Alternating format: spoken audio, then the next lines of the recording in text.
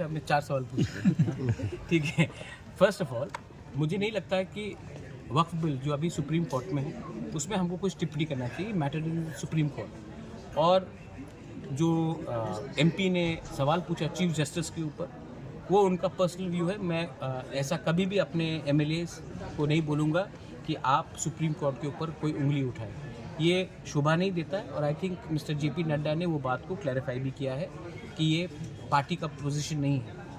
लेकिन मेरा एक ख्याल है कि जब भी आप कोई बिल पास करते हो, वक्फ बिल हो, यूनिफॉर्म सिविल कोड हो, सीए हो, एनआरसी हो, आर्टिकल 370 हो, तो हमें लगता है कि ये इसमें अच्छी तरीके से चर्चा होनी चाहिए, सिर्फ पार्लियामेंट में नहीं, लोगों को सबको सेंसिटाइज करना चाहिए कि ये क्यों हो रहा है। आधा से ज़्यादा लोग को उकसाया जाता है दोनों तरफ से, और मैं नहीं चाहता हूँ कि ये वक्फ बिल त्रिपुरा में हमें असर करे। सेकेंड चीज़ है, आपका क्या था सेकेंड सवाल? One nation. I don't disagree, क्योंकि इंदिरा गांधी, नेहरू, उसके टाइम 1967 तक इलेक्शन चलते रहा। मैंने आज अपने स्पीच में भी कहा कि मेरा ख्याल है कि आप अगर कम इलेक्शंस करोगे और टेन्योर को भी लंबा रखोगे तो हम लोग पॉलिटिकल डिसीजंस कम लेंगे और डेवलपमेंट के इश्यूज़ के बारे में ज़्यादा काम कर सकते हैं। तो one nation one election regional parties के लिए अच्छा नहीं है, नेशनल पार्टीज़ के लिए बहुत अच्छा है।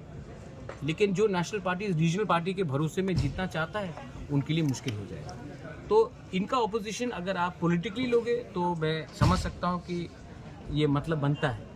लेकिन अगर आप प्योरली पैसा बचाने के तरीके से करना चाहते, इकोनॉमिकली करना चाहते हैं, तो आई थिंक जो चीज़ नेहरू जी ने किया था, जो चीज़ इंदिरा गांधी ने किया था टिल 1967, वो ख़राब पॉलिसी नहीं थी।